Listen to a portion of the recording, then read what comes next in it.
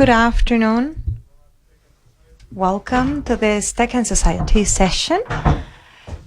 We organize this with Fundación Telefónica. I'm José María Adelfa. I work in Aspen, and it's really a pleasure to welcome you all and briefly introduce our friend Bill Powers from MIT Media Lab, who works for Aspen in the US, and he's very close to all of us, thinking about the future of technology. This is a session with which we're going to close a year where we've had different discussions in this Telefonica headquarters, and we are going to reflect together upon all these subjects. It's a very popular journalist in the U.S. He directed the technology section in the Washington Post. He is the author of Hamlet's Blackberry, one of the bestsellers that help us reflect upon technology. And he's been in MIT for 5 years already. And, his goal is exactly that, making us all think about how technology can generate benefit in our life as a society and as individuals. Welcome, Bill. We are very grateful. We are thankful for you being here right before the summertime. Thank you very much, Jose. Thank you all for coming. I'm really honored to be here. This is such a beautiful space. I'm just amazed at this ability to speak here with you guys and have a conversation. I'm thrilled that you were drawn by this topic, which, let me just go forward here. Didn't change. There it is. I'm thrilled that you were drawn by this topic because the question that I'm asking, internet culture, dark age, or renaissance, is not something that you find people talking about on the subway or necessarily on their lunch break at work. But I think it's a super important question that should be sort of floating through our conversations and our minds these days. Human culture is really where we live, where we spend our days and nights. It really defines who we are. And the internet is changing human culture, radically changing it in our lifetimes. And we need to be cognizant of that and having a conversation about the changes that are happening and whether we're happy with them, whether we actually like the direction in which culture is going. Could it be a dark age that we're going towards? Could it be a renaissance? Could it be somewhere between? I don't know the answer, but I wanted to throw out this idea for you to think about, for us to talk about, and give you a few sort of stories and thoughts that might take us to a good conversation. So I want to start far away from here in Ireland. This is a Neolithic mound outside Dublin, Ireland, that's called Newgrange. Has anyone been to this place? No, nobody's been there. So maybe somebody in the back. So I was just there last month, and it's still on my mind, which is why I decided to talk to you about it, because it has an element that to me is intrinsic to human culture that we should be keeping in mind as we think about the future. And so just very briefly, this is a structure that was built 5,000 years ago by Neolithic peoples in Ireland that basically nothing is known about these people. There's some art on the walls that's abstract spirals, and there are some human remains buried inside, and that's really all we know about these people, that they lived in this place. So I visited this with my family. I took a tour, and I learned the history of it. It was first discovered in 1699 and became sort of a local curiosity, but it remained basically buried until the 1800s. Most of it was not visible. People didn't know what was there. And then beginning in the early 1800s through the middle of the 20th century, more and more of it was exposed, and you could actually go down and see one of the openings, like the opening there where you go inside the mound. And then in the middle of the 20th century, around 1960, an archaeologist and a team spent years there studying this mound to figure out exactly what it was. And they came into it feeling like it was a blank slate. They didn't actually know what they would discover about this amazing mound, which is older than the pyramids, by the way. And there was a story in the nearby village that had been around for generations, that this was built as some kind of a religious site for people who had some kind of worship of the sun. And that if you went down deep into it, which nobody had ever done because it wasn't fully exposed, on December 21st of each year, the winter solstice, the first light of the sunrise would actually pass through the mound on one side and come out on the other end for just a minute or two, just very briefly. And that was the whole purpose of this mound, that it was something related to their rituals that they had built to worship. People in the village had this story, according to the tour guide. So the archaeologists who came didn't pay much attention to that, and they thought it must just be local folklore or whatever, and didn't give it much importance, basically. But over time, as they uncovered the mound and they found this whole chamber in the middle, they realized that it did indeed go from one side to the other. There's an opening at both ends. So the archaeologist became curious, and he and some of his team spent the night there in the 1960s, in the early 60s, to see if there was any truth. And indeed, on December 21st, the night they stayed there, when the sun rose, the light went through perfectly for about a minute, and it turned out to be true. So the reason I love that story so much is that it speaks to human culture and how powerful it is, and how lasting it is, and how things, despite revolutions, despite the destruction of different periods that we live through, despite everything that happens in human history, from a time older than the pyramids, somehow in this little town in Ireland, this story had persisted. And to me, that is sort of an example of human culture at its best. Something that is transmitted into our minds, that we share with each other, and that goes down through the ages. I'll come back to this later. So meanwhile, I want to share for the group of Aspen folks that I met with at lunchtime, I gave a few readings to read as background for this event, which I'm assuming you folks did not read, but so I'll just share briefly what they are. So the first was a New York Times article from a couple years ago where the columnist Farhad Manjoo, the tech columnist, argued that the internet is saving culture, not killing it. 200 years from now, give or take, the robot people of Earth will look back on the early years of the 21st century as the beginning of a remarkable renaissance in art and culture. So this is the classic tech optimist point of view in many ways, and I actually find that very appealing. Although I wrote a book sort of questioning digital's impact on our lives, at heart I'm a believer in innovation and in change, and I like new technologies actually. So that's the optimistic side. More pessimistic is this article from El País from just this past January, por un Internet español con emoción. And this is by Andrés Ortega, Manuel Cebrián, and José Balsa Barrero. And they basically argue that, as this quote says, which I'm afraid to read in Spanish because my Spanish accent is so bad, but I'm going to read it anyway. Internet se ha convertido en el gran campo de batalla que desequilibra el presente choque cultural hacia aquellas cosmovisiones basadas únicamente en la pura transmisión de información y en las que apenas existe emoción real. Sorry.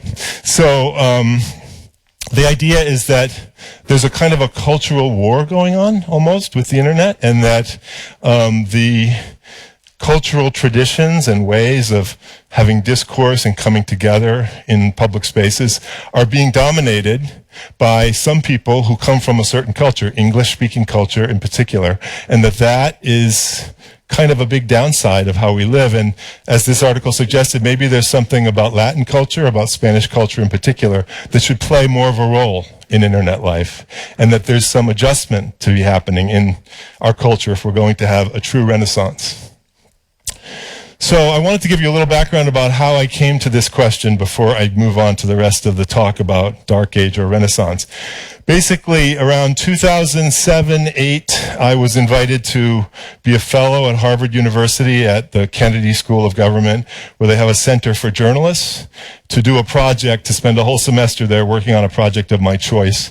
And I decided to examine the question of the future of print on paper, which at that time everyone was assuming was about to die. Goodbye books, goodbye hard copy newspapers, goodbye magazines. Everything's going to happen on the screen from now on. And I had some doubts about that, partly because I had grown up with print culture. It had done great things for me. I love that state of mind you get in when you have a hard copy book and you can really focus on that one thing and follow the story and not be distracted by a million other things. And it seemed to me that print on paper was actually becoming more valuable as we move further and further into the digital age, because it was like an offset to all of these claims on our attention and all these distractions. So during that, after I wrote an essay sort of in defense of paper, and then not long afterwards, this article appeared, story on NPR radio actually, noting that a high school that's actually near where I live in Massachusetts was getting rid of its entire library of hard copy books, 40,000 volumes, and replacing them with, I think it was 80-something Kindles. Getting rid of all these old books, all these hard copy volumes that students have been able to borrow and use in their studies and so forth in favor of the electronic medium. And I really had a lot of doubts about that, and this story was one reason that I decided to take the essay I'd written at Harvard and turn it into a book, which I wrote, which was called Hamlet's Blackberry, Building a Good Life in the Digital Age. And it wasn't really about this question of paper in the end. The book is a sort of philosophical look at how one moves through a period like the one we're moving through, where everything is being shaken up and disrupted so radically. And there are aspects of our lives that feel like they're sort of unbalanced and out of whack. How do we respond to that? So I looked at, in the book, I looked at 7 different periods of history where people were dealing with this kind of adjustment, going back to ancient Greece, and tried to glean some lessons from those periods that we could take into our own lives. And what I said in the book is that we, of this era, seem to be living through a period where we follow a philosophy I call digital maximalism, which is basically the more connected you are digitally, the better. You can't be too connected. If you can spend your whole life on the screen, all the better. That's what we should be aiming for. I thought that was a terrible idea. The book was basically an argument for balance, for having online time, because that's wonderful in many ways, but also offline time to offset it. And that was my theme. So I thought that that book would go over pretty badly with the technology community, and I wouldn't be very popular in Silicon Valley. But to my surprise, the first invitations I got for speaking about the book were actually from big tech companies. I spoke at Google right after the book came out, and I found that the people in the technology world were feeling the same thing that I was feeling. I just didn't know any of them at the time, so I had no idea that people on the computer science, tech side would actually be feeling this kind of pressure and this sometimes sense of being overwhelmed that I'm sure some of you have felt coming from this medium. But the most surprising thing of all was that I was invited to come work at the MIT Media Lab and to join a research group there to take some of these ideas and other ideas about humans and machines and translate them into technologies. So as Jose said, I've spent the last 5 years there working on a bunch of really exciting projects that I won't get into now because there's not time, but basically it's been about kind of taking the things that define us, really human culture, you might say, and trying to bring artificial intelligence closer to what we are so that we can work with it better and it can help us more. One of the things I learned very early in so I always thought of the MIT Media Lab. I don't know how many of you have even ever thought about or heard of the MIT Media Lab, but I've always thought of it as this center of sort of shiny tech innovation that was really tech obsessed and that the machines were what mattered. But I learned when I got there that the lab has a sort of unofficial motto, which appeared in the first book about the Media Lab by Stuart Brand in 1987. And that motto is humanism through machines. And when I saw that phrase in this book, I was completely sort of floored. I didn't know they were aiming for humanism. I thought that was an incredible thing to learn. It made me even happier that I'd been invited to work there. And I sort of realized why they had brought me in, because I was actually representative, in a sense, of this. I could bring some humanistic ideas and maybe help them. But something occurred to me after reading that book that maybe is occurring to you now as you look at this slide, which is, what is humanism anyway? And I have noticed that when I ask people about humanism, they sometimes get a kind of embarrassed face because it is this kind of abstract philosophical concept that's hard to get your arms around. I totally agree with that. It's not an easy question. In fact, There are all kinds of definitions of humanism that have been floating around the world for really a couple thousand years now.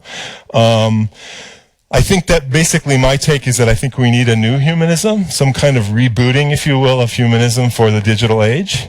And the question is, what would that be like? Would it be like the robot Sophia, which maybe you've seen is the robot who supposedly is so close to a human that you can't even tell her apart from a real human, although I can tell her apart pretty easily just looking at her now? I think not. I think humanism actually has nothing to do with AI trying to look like a human. Humanism isn't about the machines, it's about us.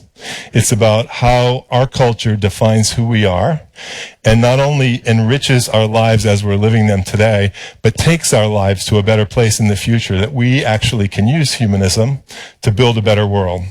So in trying to define it for myself, I've come up with a few basic ideas. The first is that for me, and this isn't everybody's definition of humanism, but for me, humanism is first and foremost about human capacity and potential. Those things inside all of us that maybe haven't even been tapped, but could be tapped if we have the means, if we have the ability, if we have the machines that can help us tap those things and actually bring them to bear in our work, in our relationships, in our family lives.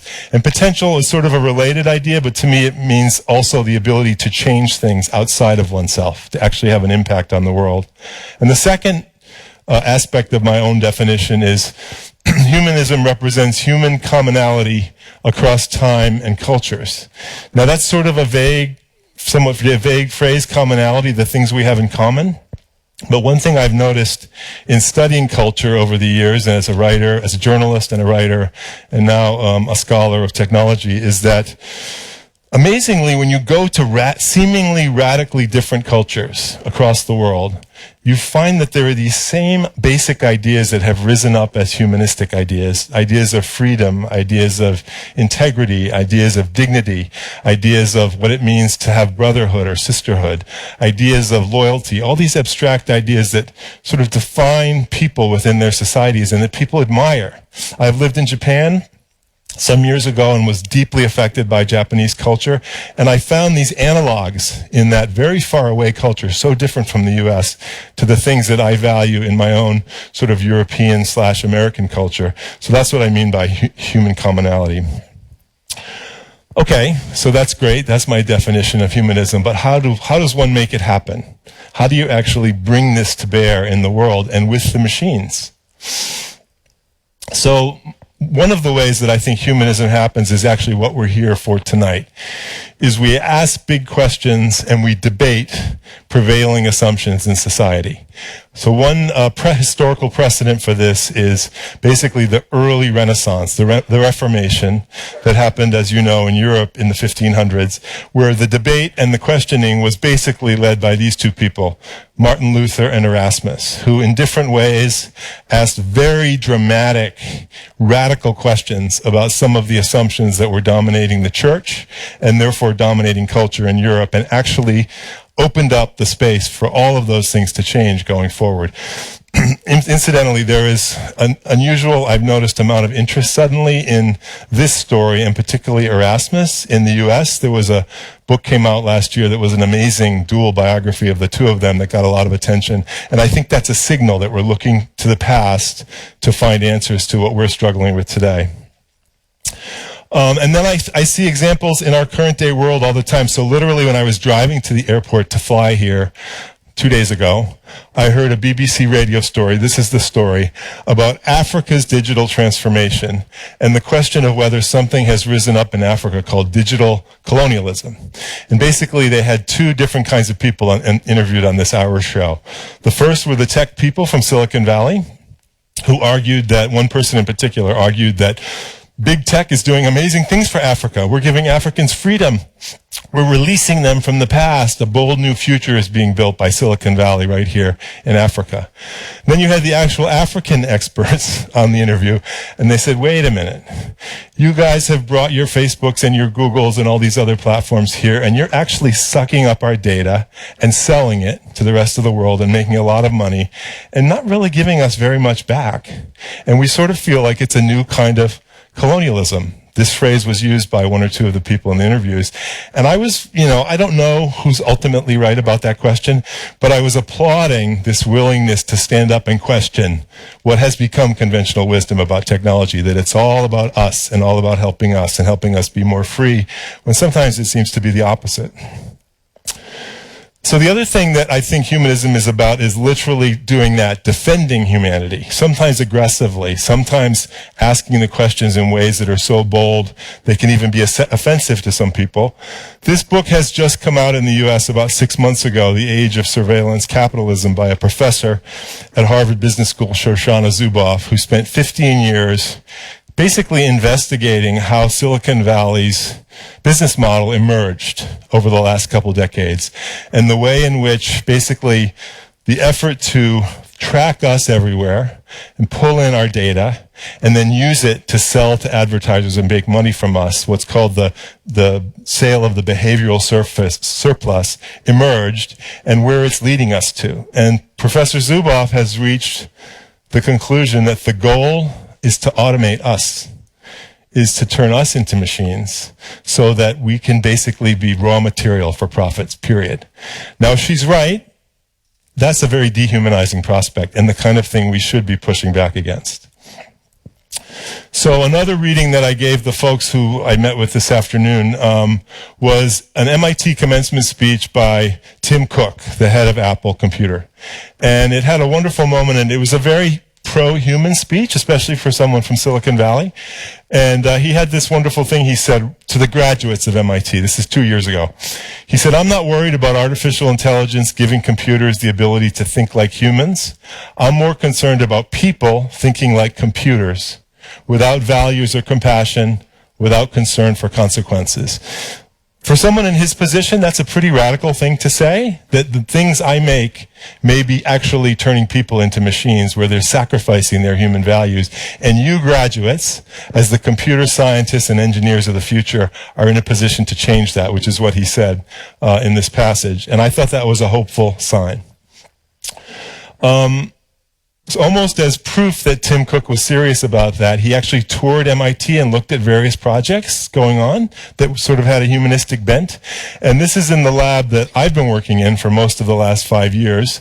And this is two of my colleagues presenting to him some work that we did about the 2016 presidential election in the US, where we showed how the people who supported Trump on Twitter were completely isolated from the people who supported Hillary Clinton and Bernie Sanders. The red fireball is the Trump people, and the other people are the Sanders and Clinton people, and basically having no contact or conversation on Twitter during the election. The polarization problem that you've all heard about.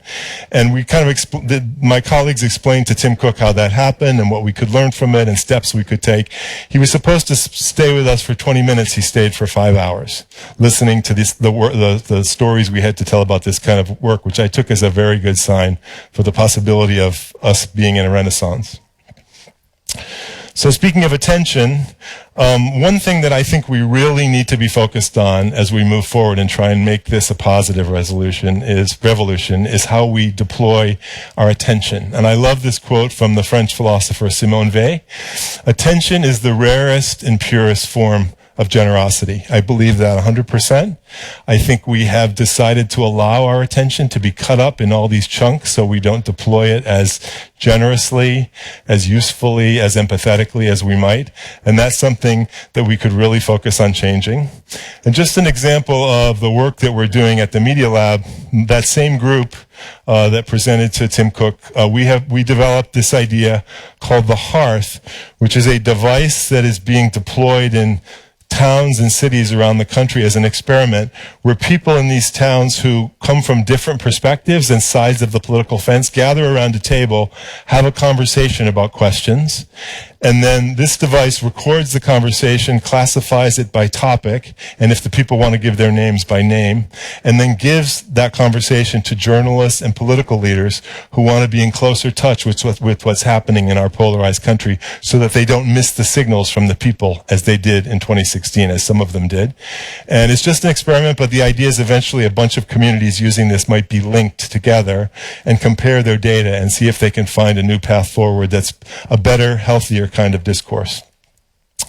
The final reading that I gave the folks who I met with today before this presentation was by Edward O. Wilson, the retired Harvard biologist, and he has a piece that's defending the humanities, basically the idea that the arts and the humanities, all those fields of study that are outside science and math, have an awful lot to teach us. In fact, he theorizes in this piece that if space aliens came to the U.S. and looked at everything we have to offer on this planet, they would deem valuable not, well, I'll read it to you. Aliens would tell us, I believe, that our species possesses one vital possession worthy of their attention.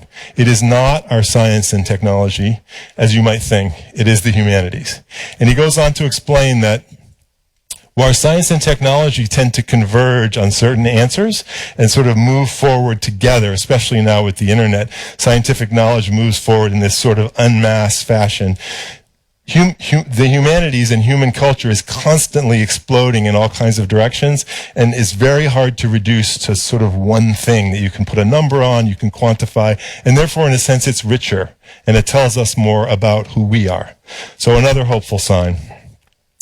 Couple of my colleagues in MIT have just moved their lab to Berlin, where they've started a new institute called the Center for Humans and Machines at the Max Planck Society in Berlin.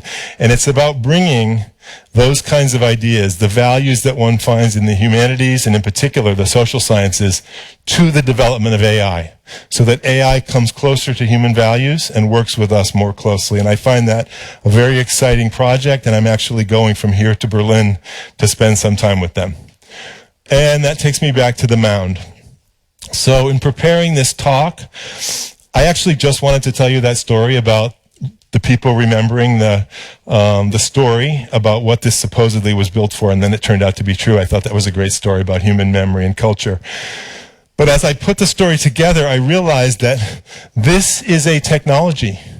This was a technology developed 5,000 years ago by people in that rural, agricultural, incredibly primitive area that we know almost nothing about. And it was the story of that technology that allowed the sunlight to come through on December 21st, once a year, in a certain way that worked for those people, that did something for them that may always be a mystery to us. The idea that that technology should have become a human story is, I think, an incredibly encouraging signal, because it shows you the ways in which humanity, humanism, and technology are woven together in our story, going all the way back through time, and that therefore there is a lot of hope for us going forward into the future.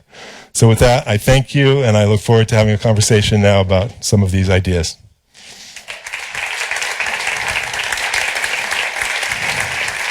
Thank you.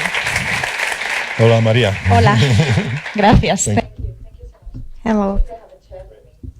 Muchas gracias. ¿Traes otra silla? Sí. Thank you.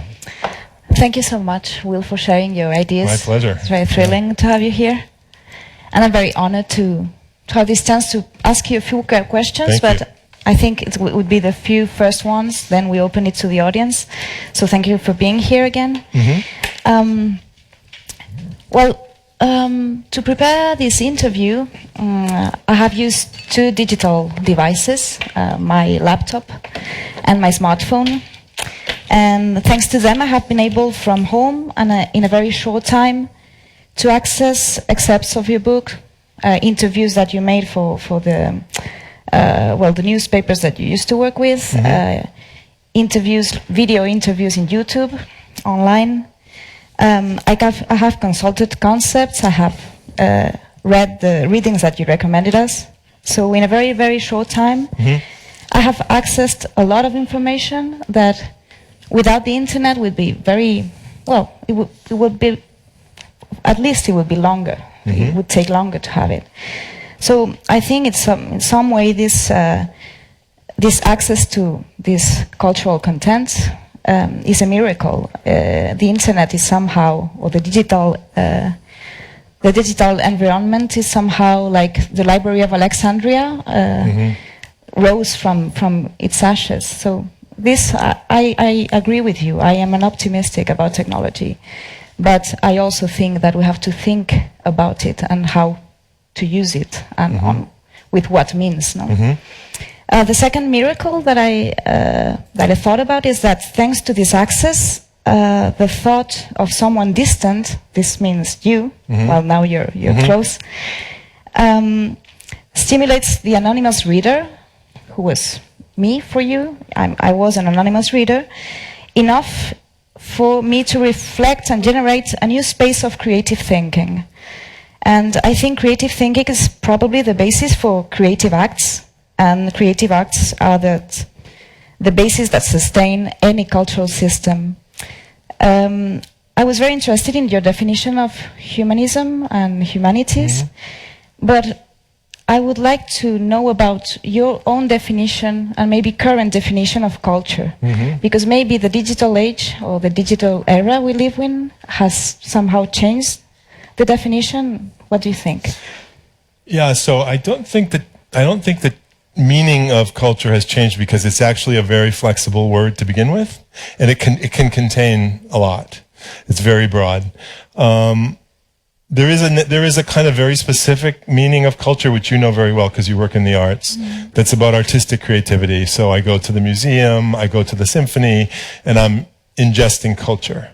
But I think that's really only a part of the broader meaning of culture, which is really, culture is the medium we live in every day. It's what we're moving through and navigating with. It's literally, a family has a culture, a town has a culture, a school, a company, they all have cultures. And it's made of something that you can't, it's invisible, essentially. It's actually the original virtual medium in a way, because you can't pin it down and say, this is culture, I put it in a bottle. It's something that's floating there that we're floating in. And that's the beauty of it, I think, that one of the beauties of it is that it's hard to catch and capture, and it's constantly changing and growing. And I think it's everything that defines us as creatures, maybe except the pure physical body, which is a physical thing, it falls under the umbrella of culture, and therefore you can take pieces of that and decide, this is what I want to focus on, this is what I treasure, this is an aspect of culture. Language is part of culture. It's just endless, the things that encompass culture. But that massive thing is changing, as I said at the beginning. And it's a good time to question how it's changing, because we want to make sure it changes for the better. During lunch, I brought this coincidence between a few thoughts that arose in the 60s, late 60s, because of the eruption of the TV and the commercial TV. And there were also people thinking about maybe other uses or possible uses for TV back in the day, especially under the influence of the mass media theorist and father of the global village concept, Marshall McLuhan. There was an interesting debate about the possible use of television as a creative medium. That means the possibility of a television art instead of a broadcasted art. And it was a brief and utopian idea with few projects put into practice, except a program on Boston television called Medium is the Medium, which claimed, this was the sentence to promote the show, what happens if artists take control of television, reaching a vast audience, creating a museum for millions? So I think it's interesting to know how 50 years ago, like in 68, 69, with a new media like the television, there were people thinking how we can use it towards humanities, well, in this case, towards arts. And my question is why, 50 years later, we still see media and not as an atmosphere or even as a cultural atmosphere to create new specific, arts, humanities, but specific for this new environment, and not consider the media as media, but as new containers for new proposals. So I think maybe we think that these kind of debates are very brand new, but long ago, there's always with a new device, even the book or the printing press, there was such a debate, like people that were reluctant to new devices and new technologies, and people that think that they are the media to grow and to evolve and to be better persons or better civilizations. So do you think it is possible to consider the digital media as a living space itself, to create and not to reproduce content? Yeah, so I think that will happen. I think it's important to be patient about some of these changes that we see. You obviously see great possibility in that, as do I. Looking back through history, for example, the print book, it was the first printing press event happened in 1450. It wasn't really until the 17th century that, for example, the novel came along, thanks to Cervantes and others.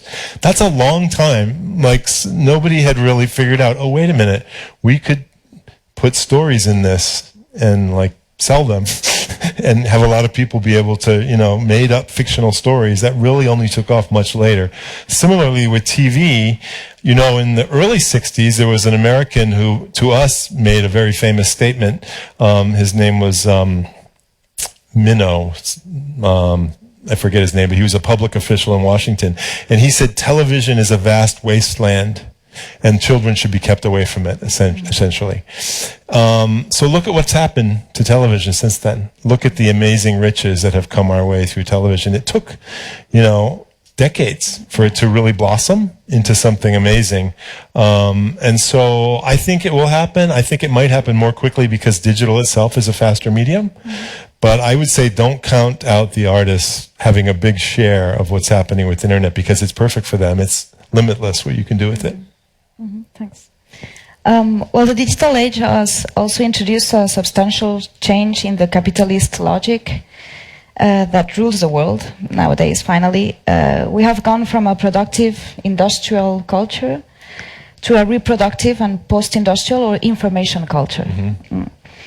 The current media we're in is like self-referential and maybe cut and paste. We are always like recycling ideas and sampling ideas.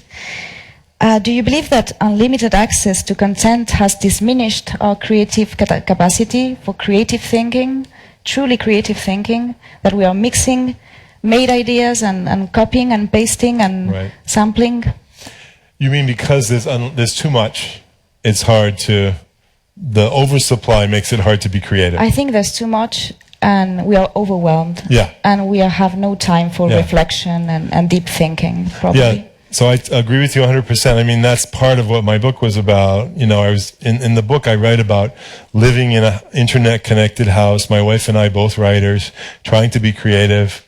How hard it was with the distractions, and that it's very, as you all know, it's very alluring and addictive. And so I continue to believe what I wrote in that book, which is we need time away from the amazing, very rich, cacophonous conversation and endless series of events that is the internet. But to be creative and to pull that capacity for creativity out of us, we have to have a space apart. I write in the book about a practice we started in 2007 called the Internet Sabbath, where we were offline every weekend for 5 years as a family, every weekend offline.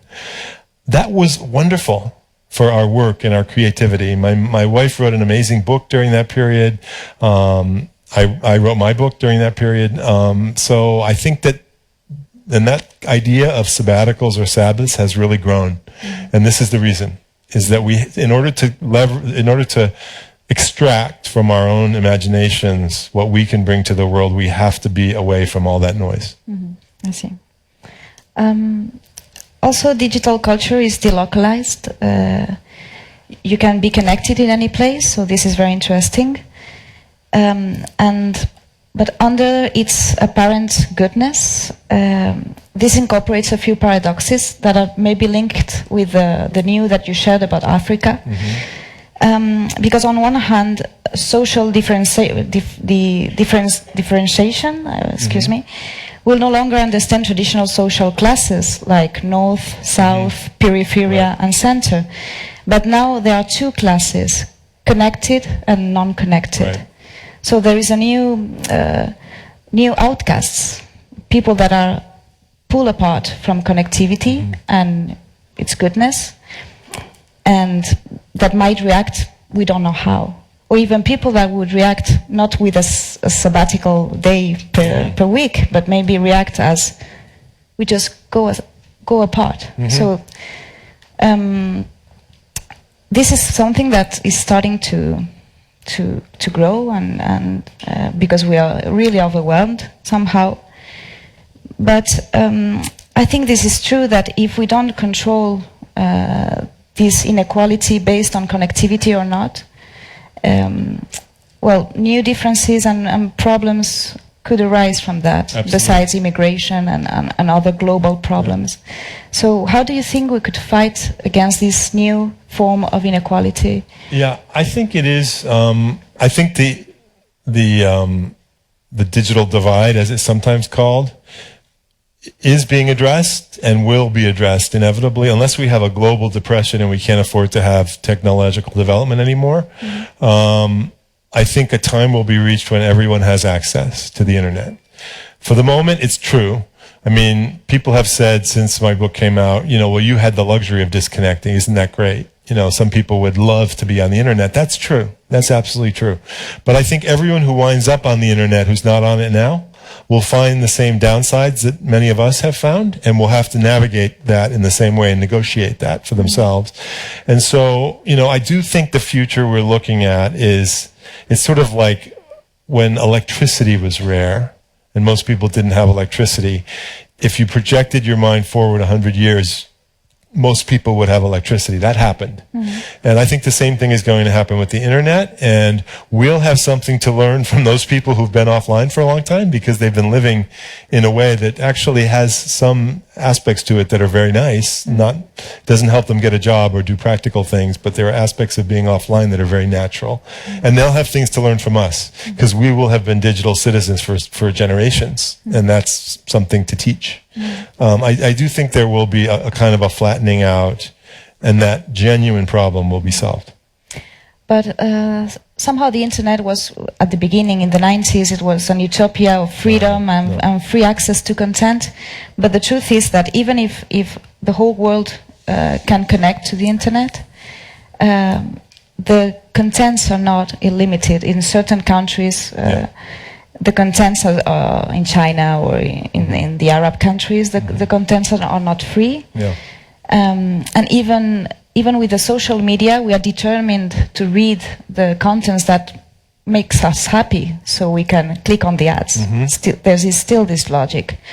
So somehow there's the danger of the false freedom or a false access to information that could be controlled somehow. So this is worrying. I don't want to be like obscure. I'm not a dark age theologist, but it's true that I think we should prevent huge corporations that control the online business to control the contents, the information, the access to knowledge, and the access to freedom of thinking, freedom of speech, and critic thought. And this is not unlimited everywhere. And this is so. Maybe we need politics in the internet. What do you think about that? Oh, absolutely. I mean, I think that the involvement of government with the internet has only just begun. Europe has been ahead of everybody else. And people in the United States are now looking to this continent for signals about how to begin to address the problems you're talking about. There are many problems. I mean, the dimensions are massive. But something that is so woven into every aspect of our lives, from business to education to raising children to how we spend our days, there has to be more of a sense of society itself having control over this thing, not a small group of people in Silicon Valley deciding how the rest of the world is going to live and how much of our lives they can harvest. Because that is what's happening. They're basically making a lot of money harvesting our behavior in our lives every day. And we haven't thought enough about ways to ensure that that doesn't take us to a dehumanized place. the thinking has started, as I indicated with some of my points. People are questioning it. People are pushing back and standing up for the humans. And so I think we're at the beginning of something, but I'm thrilled to be in a country and a continent where actually some of these questions, like the right to be forgotten, were first asked. And we just need a lot more of that. Mm-hmm. And I have one last question before giving voice to the audience. Culture is probably, or from my point of view, it's a constant process of generation, destruction, and regeneration. So with the title of this, like Renaissance or Dark Age, I think Renaissance and Dark Age lie within. I mean, Renaissance comes out from Dark Age and vice versa. Yeah. Science, technology, and the humanities can generate well-being and expand our freedoms, but they can also oppress us, as we were just saying. But there is always a transversal force in culture that prevents us from total annihilation, and this is ethics. So my last question is about ethics in Silicon Valley, how they deal with that, how did they deal with that in the MIT? Yeah. So there has been a flowering of concern about this in Silicon Valley, partly because of what happened in our country in the appalling election of 2016, where the Russians had this big influence on the result of the election because not enough attention was being paid to how social platforms moderate basically the discussion that is democracy now online. And there are other reasons, but there's been a kind of upwelling of concern and the creation of new think tanks and institutes and nonprofits that are completely dedicated to thinking about a more humane future for technology and for artificial intelligence in particular. And I know at the Media Lab, that's something that kind of thinking has been going on for some time. And now it's nice to see it kind of happening all over the place. And I think there's a lot of hope there now that a lot of the prominent Silicon Valley people who made billions of dollars from this are buying into the idea and themselves, through philanthropy, trying to fund some of these efforts. I think there is remorse on their part. And that's a good thing. In the last time we went through something like this as a society, the Industrial Revolution, which was very dehumanizing for decades, children working around the clock and so forth, it was very hard to bring the industrialists on board to understand the gravity of the problem and to change. I think it's been somewhat easier in this age because the message is so clear. It's actually happening on the internet. People are rising up and saying, this isn't working the way it should. Can we make it better? And so they're trying. Okay, so let's be hopeful. Yes, I hope so. Thank you, Bill. And Thank you. Now it will be my pleasure, to give voice to the audience. Thank you. Una señora ahí. Good afternoon. Good afternoon. I will try to speak in English. You can do Spanish too. I think I'll probably understand. No, I will try to do it in English, okay? Thank you very much for your words. I like it very much, this citation about people thinking like computers without compassion, okay? Several years ago, maybe 3 or 4 years ago, I was giving a speech in front of NGOs about the SDGs. As you know, the SDGs says that in the middle of the development must be the human being, etc. So I try to put some humanism in my speech. Good for you. Yes, and I was using the word NGO as an acronym, and the word G was standing for generosity, another word that you also have used in your presentation. So these NGOs, as soon as they heard generosity, were really angry against me. Why? Why? Because, generosity is not in the mind of the development. Because when we go to another country to help them to develop themselves, what we are doing is justice, not generosity. Okay? So I'm afraid that technology, that is not only information technologies or new technologies, are taking over areas that were humanism traditionally, like, for instance, law. When I said SDGs will never come to the reality without generosity, everybody was angry. Mm-hmm. And that's, I think, is the point about humanism. We are thinking like computers.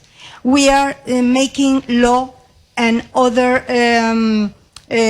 tools, are making out of them really technological tools, not humanity tools. Yes. So I would like to know you about some ways or some, I don't know, what would you do to make this generosity and this compassion and these other words that are really human to come through again?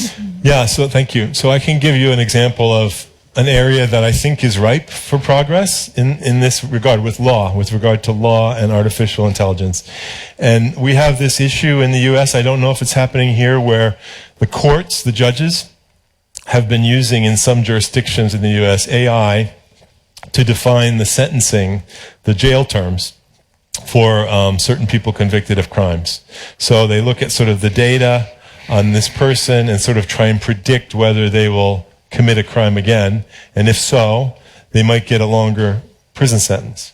Well, that turned out to be very unfair to certain kinds of people from certain neighborhoods where the data would suggest they're likely to commit a crime, people with certain colors of skin, certain economic circumstances. It was letting the machine make a judgment that is a very nuanced judgment that requires actually understanding people and even literally understanding the person in front of you in the courtroom and making a readout based on them and what you've heard them say and even their affect. All of those things used to figure in sentencing of people. And in some places it was being handed over and still has been handed over to machines, at least partially. So now there's been an uproar about this, and there's a feeling that this is one of the areas in which AI should be regulated in our country and other countries to avoid this being used to an extreme where it is actually treating people unfairly compared to each other. And there's such a movement for this that there's now legislation in the US Congress calling for algorithms to be audited by the Federal Trade Commission, a government body, to make sure it doesn't happen. So exactly what you're talking about, where a kind of generous spirit that might occur in a courtroom is not X'd out of the equation because we're relying too much on the machines. In the near future, that might happen if this kind of law is passed, which I think it will in the next 3 to 5 years. So I hope that's a hopeful sign. Mm-hmm. Mm-hmm. Is there any other question? Yes, here.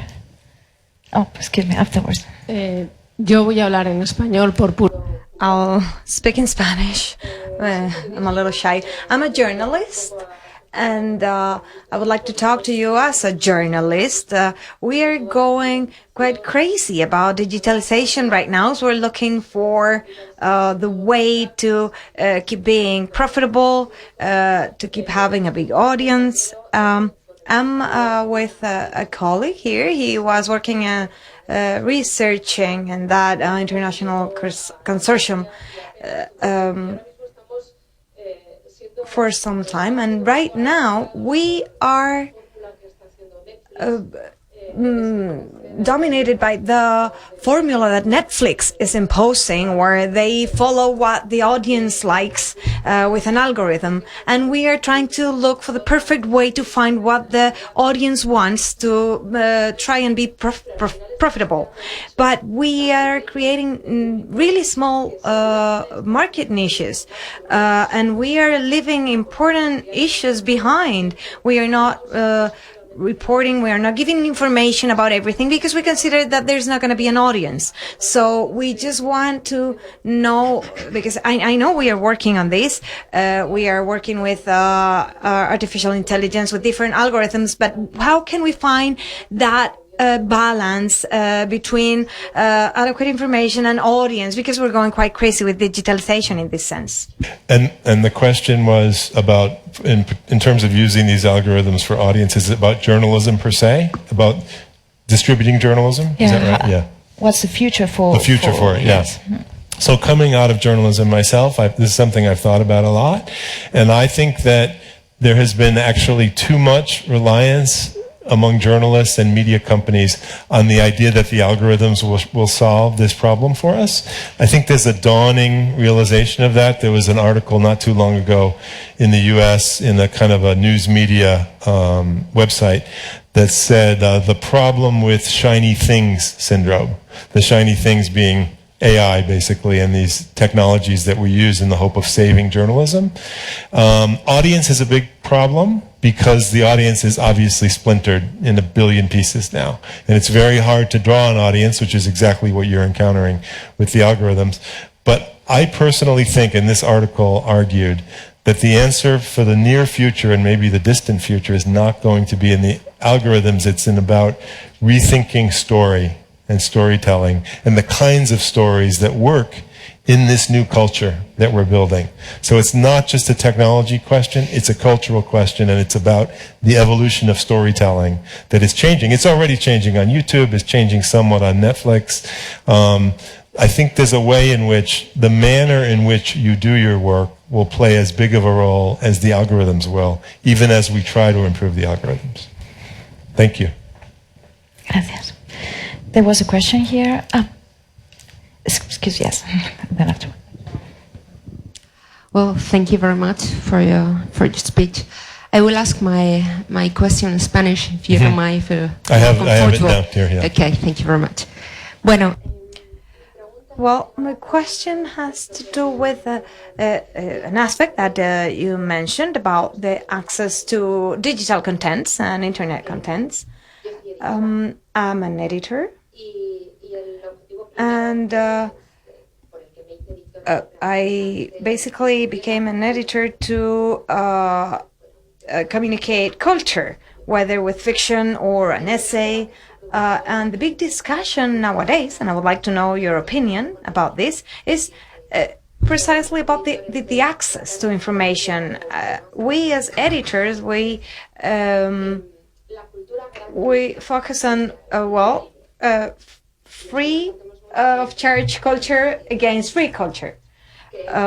We like to make that distinction. We believe we need free culture, but it doesn't necessarily mean that it's free of charge, free of cost. So the discussion here is when we assess the situation and we have texts by philosophers from thousands of years ago that we need to communicate, that we need to share, but from an economic point of view, it's not profitable for us, because once you have one of these books launched, you have 2,000 hackers breaking that book, and I think that this is very related to the humanism concept that you were mentioning. So, in other words, you're asking, can that particular problem be solved that you're facing, which is a storytelling, basically, issue, with the help of AI? Is that what you're wondering? Yes. Okay.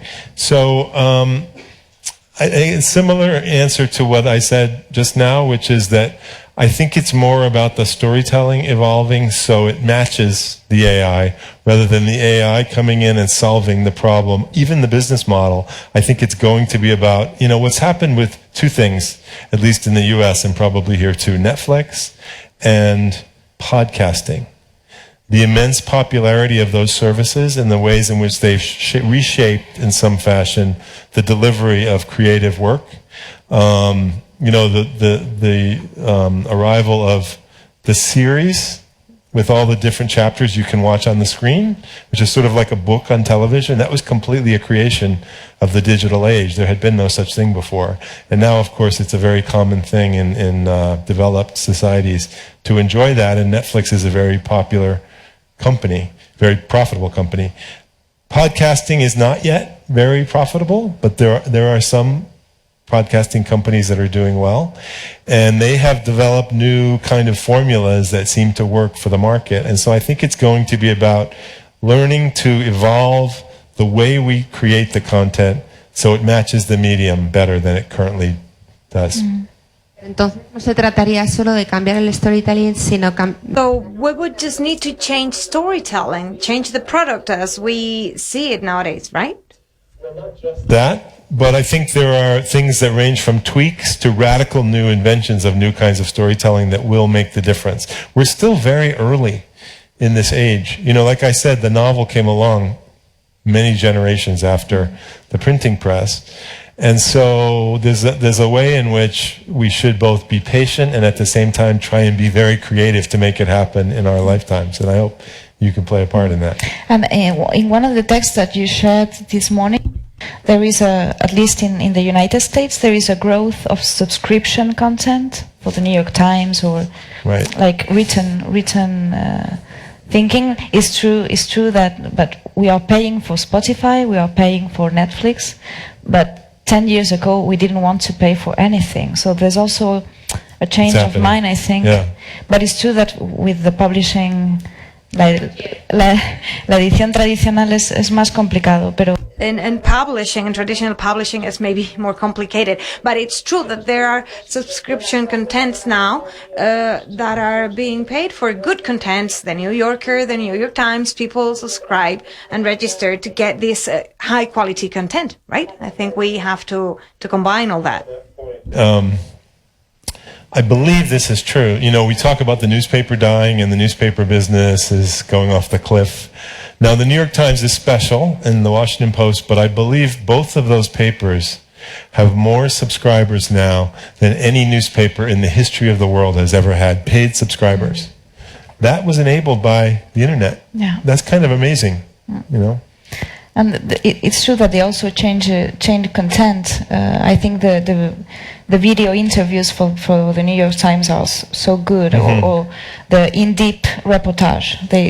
Or the podcast. They have some hugely popular podcasts too. So I think there are new strategies, but they all have to do with this this kind of a deep reflection in a world that is so immediate and so fast, focused, yes, I think so. There was a question there, you see. Thank you very much. I'm very grateful. I feel more optimistic after listening to someone who has been to Silicon Valley talking about humanism. And I was wondering, I don't want to sound negative or to critics, but is there any chance that here in Spain we are a little bit behind the times? And I explain myself. I don't usually hear anybody talking about humanism here. It's all about the STEM, S-T-E-M, and we women are all supposed to be high UX users or professionals. It's like, I wasn't born for that, and it's like, I don't know. So why is it that we don't speak about humanism here? Is there any hope for change? Thank you. Thank you. That's a good question. You know, I don't want to leave the impression that we're having this giant conversation in the U.S. about humanism, because we're not. We're having it in Cambridge maybe once in a while, in New York, and yes, Silicon Valley. But it's still a very elite conversation, but I think that's a signal. And we are sitting in Madrid having it now. So it looks like there are some steps forward. I think that Spain is set up to be one of the best places for it, because the humanism of the Renaissance, there was a big role was played by this country and by the translations that were happening here and so forth. This was a center of that explosion of art and new thinking. And so if what I said is true about the Newgrange story from the past, I feel that those impulses and talents are still alive in this culture, and therefore you guys would have a lot to bring to the table. Maybe on this side. Sí, por allí primero, después José y después. Over there, then Jose, and yes, go ahead. Well, first of all, thank you for the speech and everything. My question is coming back to your example of digital colonialism and just overall ethics. I'm kind of worried about the risk of users just being generators of benefit for like big companies, because I feel like, well, obviously financial benefit, comes first in a way in a capitalist system. So companies learn about technology and how we use it first, like before government does. So in your opinion, do you think that should be kind of regularized from a government point of view? Do you think it will be how healthy it is that it can, like the government can put limits to the kind of money that our data makes on the internet? Does that make sense? Yes. So I think it's coming. I mean, the biggest signal I've heard that regulation of this kind of thing is coming is that both the CEO of Apple, Tim Cook, and the president of Microsoft have both called for government regulation of artificial intelligence. The question is, how good will the regulation be? How aggressive will it be? We want it to be aggressive enough that it's protecting us and our values, but not so aggressive that it puts the whole tech world out of business, because that's an important part of our world. I think we can definitely strike that balance. Again, as I just said about Spain, I mean, Europe really led the way in this with GDPR, and to get off the plane at Barajas and have my phone, the first website I went to, present this very clear page on which I could check off what kinds of data I was willing to share. That has never happened to me once in the US, okay? That is progress. And that is one of the models that we have now. There is legislation in Congress for this kind of change, and I think it's coming in the US and elsewhere. José María. Thank you. I was very curious about the idea of auditing an algorithm. So I don't know if you could tell us a little bit more. It's so new, right? This idea that algorithms should be subject to some auditing process, precisely because the business model is so much focused on harvesting behavior, right? So it's a way to push back. And I know you've been thinking about this very avant-garde topic, so I don't know if you could share some of this with us. Yeah, I'd be happy to. So there's something called not just auditing algorithms, but algorithmic responsibility, which is sort of the principle that auditing of algorithms serves. And the idea is simply that people with expertise in how algorithms are working out in the world would be able to examine their behavior, because algorithms now behave. They change, they evolve, they learn things in the world. And that behavior can be actually observed and even rated and certified for how safe it is for humans. So consider, for example, the apps that we have on our phones. Many of them are actually programmed to be addictive. Like, the more addictive they are, the better they're doing their job. So in the future, an audit of algorithms might point out that this particular algorithm X that's used by that app that children are using is not a good algorithm, that it gets an F score because it's addicting to the child. I mean, we should have that. We should have a system like that. My colleagues at Max Planck in Berlin have proposed a new way of analyzing algorithms that they call machine behavior, which is basically that algorithms should be studied the way animals are studied, animal behavior, so that you don't just look at the static algorithm in the code to figure out what it does, you look at how it behaves in the world. This is a whole new field that's opening up that I find I'm biased because they're my colleagues, but I find it very exciting and it makes a lot of sense to me. It's going to be hard to figure this out, but it's the most important hard problem I think we need to solve right now. There was one here. Yeah. Hi. Hi, thank you very much, Mr. Powers, for your talk. It was very inspiring. Thank you. I'm a scientist, and I must say that it was a bit heartbreaking. It's always heartbreaking for me to listen to talk about culture and science is not included. Science is also culture. And to my mind, I think if people could know more about science and technology, maybe the relation of mankind with technology would be better. And then we could spare some situations like anti-vaxxers and people who think that the earth is flat and people who refuse that climate change is a reality, etc., etc. And talking about ethics, what you mentioned, I think that there must be really a strong control of algorithms, because, correct me if I am wrong, but Amazon, they had like an artificial intelligence app that was looking for candidates for a position, and one of the algorithms included the restriction of the word executive manager So that is bias for women. How many women have been executive manager in a company? Not many. Yes. So if people could know a bit about science, what an algorithm is, that they are controlling our lives, and how technology works, and how important science in their daily life is, then maybe the relationship would be better. Then they will know that almost all the information is biased somehow, and that you cannot have a real view of reality.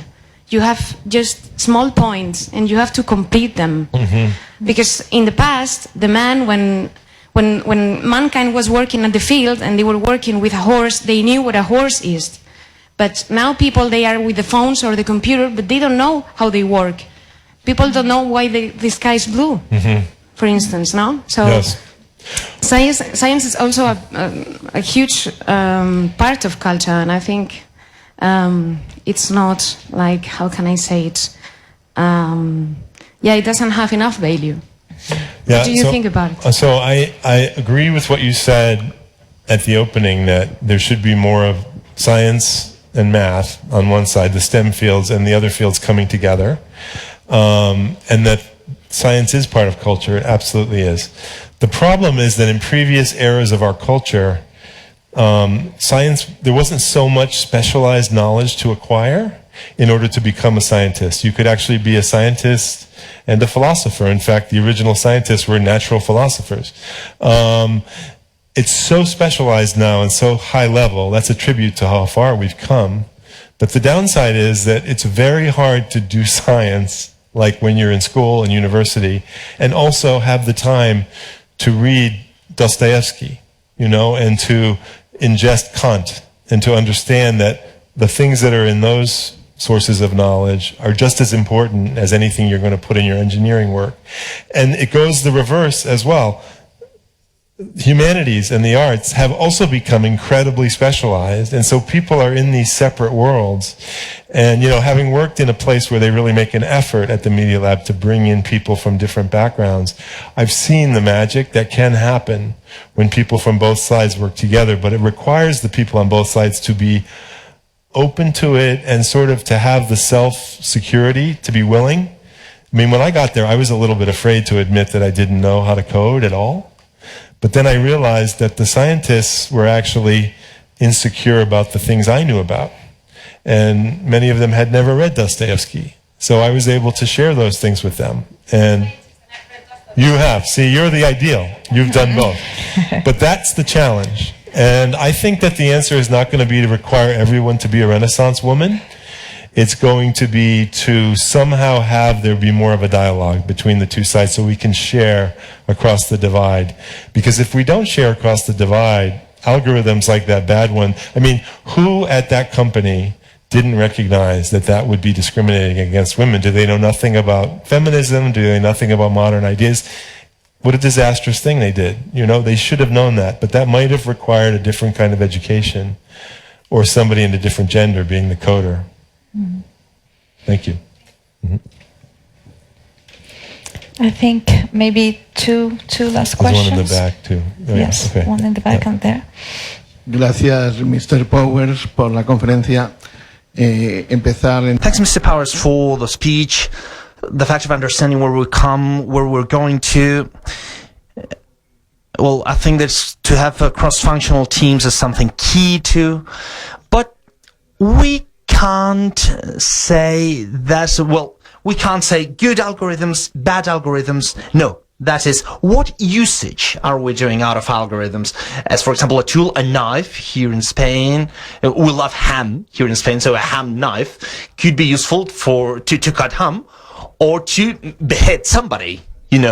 So the tool is not neither good nor bad, but the usage we do of it. And if we link that with the trends, because of the society of information, and we can spread the feelings on a bigger scale, well, humanity has always done the same. The pendulum will have the anti-machine movement, the anti-AI movement, anti-whatever, and we will go back again to a different place. So, how can we make us progress instead of moving back with the pendulum? So thank you. Great question. So the knife metaphor is a very good one because it sort of points, I mean, you talked about it's basically how it's used that makes the difference. And that really is an element of this new idea of machine behavior that I talked about, where it's not about the algorithm. Look at the algorithm I built on my screen. It's about what uses it's being put to in the world and how it's behaving once it's released and performing those functions. So it's very much in action, observation and rating of algorithms that I think we're heading toward, possibly through government regulation, rather than, oh, here's an algorithm, just rate it because it's an algorithm. That has been the case up until now. Looks like a good algorithm, let's use it. And if we can make money from it, let's keep using it.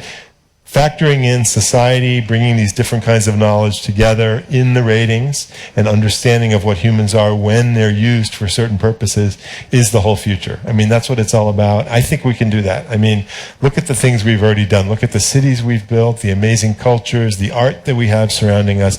If we can do all of those things, surely we can bring algorithms down to earth and have them serve us better than they are currently. That's my point of view.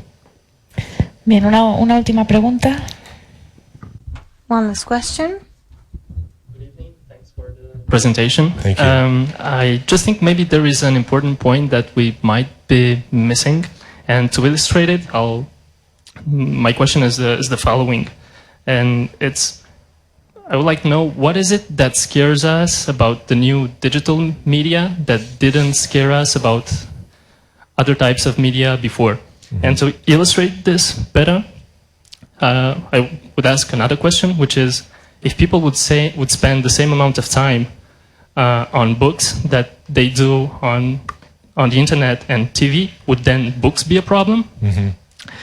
And just to bring the point further, so digital media is just a new type of space to share information, which creates new opportunities, good and bad. Bad like access to private information, mass control, but there's nothing new about this. Mm-hmm. It just makes it faster and easier because in Marx's time, for example, it was easy to spread political ideology, religious ideology through printed documents.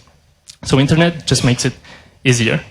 So maybe what happens is, what the problem is that is the extent to which we are getting engaged with this new medium, is the movement from physical interactions to virtual interactions. And maybe that's what could dehumanize us. Mm-hmm. And how do you think that will transform society? That's a great way of asking that question. So are you suggesting that if we change how we engage, we might solve the problem? That we're not using it effectively? Yeah. So I love that point of view. I can't guarantee that it can happen. One of the problems is that the technologies have been built to slice our attention into so many pieces. I mean, I passionately believe in what the slide said, the Simone Weil quote about attention being the purest form of generosity. It's also the most effective way to learn and to really move forward in life, which is to focus on the task you're doing and really see it through to the end without being interrupted every few minutes for a tweet or whatever it is that's interrupting you. So if we can both have the technologists themselves learn to redesign so that it's less intrusive and less distracting and less slicing of us, of our attention into pieces, and at the same time we become more aware of what we're doing, it could go to, I mean, I agree with you, you know, in the early 19th century when novels had become by that time really popular, people wrote in their journals about their children being addicted to novels and what a terrible thing that was. And, you know, a disaster, they're never going to go anywhere in life and so forth. And so there is a kind of a repetitive aspect to it, but I do think that the pervasiveness of artificial intelligence in our lives is a new level of control, really, by technology that makes this somewhat exceptional and requires both of the things I mentioned, behavior that you pointed to, and also a rethinking of how the software and the devices work on us. And then we'll go to a good place, I think. Thank you. Okay, I think this has been a very nice question for ending the subject. Thank you. And thank you all for being here. Thank you for your thoughtful and intelligent questions. And thank you, Bill, for sharing your ideas and your thoughts and your optimism with us. Thank you, Maria. I think we can leave and be happy. Thank you for your great questions too, and for all of you. Thank you for coming. Thanks a lot. Thanks.